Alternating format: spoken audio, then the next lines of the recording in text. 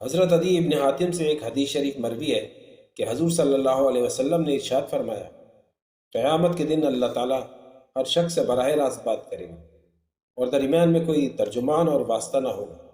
اس وقت جب اپنی دائیں طرف نگاہ اٹھا کر دیکھے گا تو نیکیوں کو دیکھے گا جن کو اس نے دنیا میں کیا ہے، اور جب بائیں طرف مڑ کر دیکھے گا تو ان گناہوں کو دیکھے گا جو اس نے دنیا میں کیے، اور سامنے کی طرف جب نگاہ اٹھا کر دیکھے گا تو جہنم کی آگ نظر آئے گی۔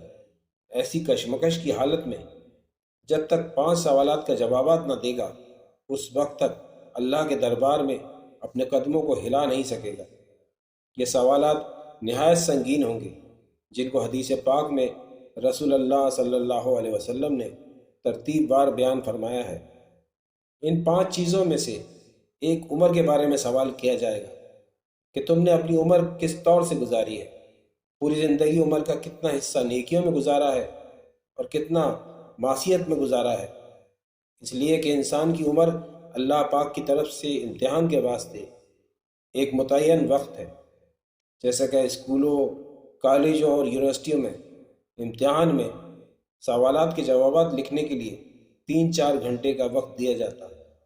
اگر اس وقت کو کام میں لا کر تمام سوالات کے جوابات بہترین انداز سے لکھے گا تو اس کو اعلیٰ درجے کی کامیابی ہوگی۔ اسی طرح اللہ تبارک و تعالیٰ نے ہم کو بھی کچھ سوالات کے جوابات لکھنے کے لیے عمر عزیز کا وقت دیا ہے۔ کسی کو 50 سال، کسی کو 60 سال اور کسی کو 70 سال۔ یہ اللہ کے یہاں کیے گئے سوالات کے جوابات کی تیاری کے لیے وقت دیا گیا ہے۔ اللہ تعالیٰ نے رسول اللہ صلی اللہ علیہ وسلم کے ذریعے جتنے بھی احکام ہمارے اوپر لازم کیے ہیں، گویا کہ وہ سب کے سب سوالات ہیں، اور ان تمام احکام کو عملی جامہ پہنانا سوالات کے جوابات ہیں۔ جس طرح ایک طالب علم امتحان میں سوالات کے جوابات لکھنے کا اہتمام کرتا ہے اور وقت کو ضائع نہیں کرتا، اسی طرح تمام انسانوں کو اپنی عمر میں کوئی وقت ضائع نہیں کرنا چاہیے، اور ایک ایک گھڑی کو قیمتی سمجھ کر خدا کے احکام پر عمل کرنے کا اہتمام لازم ہے۔ اس لیے اللہ پاک نے سب سے پہلا سوال یہ کرے گا کہ اپنی عمر عزیز کو تم نے کہاں گنوایا۔ دوسرا سوال جوانی کے متعلق ہوگا کہ تم نے اپنی جوانی کو کہاں صرف کیا۔ جوانی سے متعلق خاص طور پر اس لیے سوال کیا جائے گا کہ انسان جوانی کی حالت میں ہر کام صحیح طریقے سے کر سکتا ہے، اس لیے کہ جوانی تندرستی اور قوت کا زمانہ ہوتا ہے، اور قوت اور تندرستی دونوں چیزیں اس دنیا کے اندر ایسی نعمت ہیں جن کا کوئی بدل نہیں ہے۔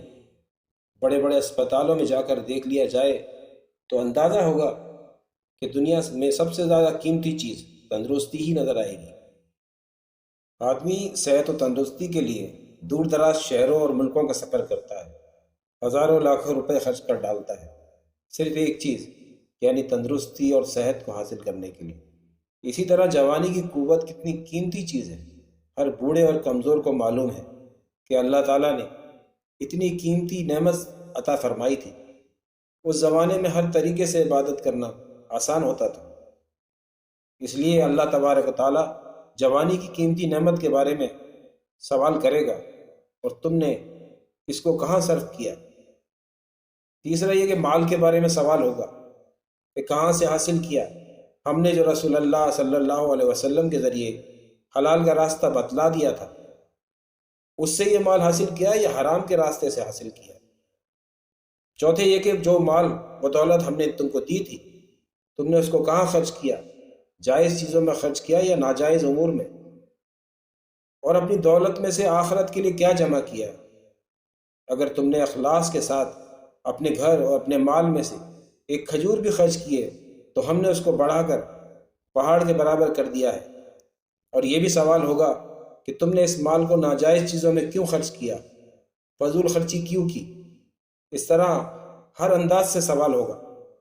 پانچواں سوال یہ ہوگا کہ ہر مسلمان پر علم دین حاصل کرنا فرض ہے، لہٰذا ہم نے جو علم تم کو عطا کیا ہے اس کے مطابق تم نے کتنا عمل کیا تھا۔ ہر مسلمان مرد و عورت پر ضرورت کے مطابق علم سیکھنا فرض ہے، اور یہ وہ 5 سوالات ہیں۔ جب تک ان تمام سوالات کے جوابات نہیں دے دے گا، اپنی جگہ سے ہلنے کی بھی اجازت نہیں ہوگی۔ دعا ہے کہ اللہ تبارک و تعالی ہم سب کے ساتھ بغیر سوال جواب کے چشم پوشی کا معاملہ فرمائے۔ ہمارے اعمال تو ایسے نہیں ہیں جو دربار عالی میں پیش ہونے کے لائق ہو۔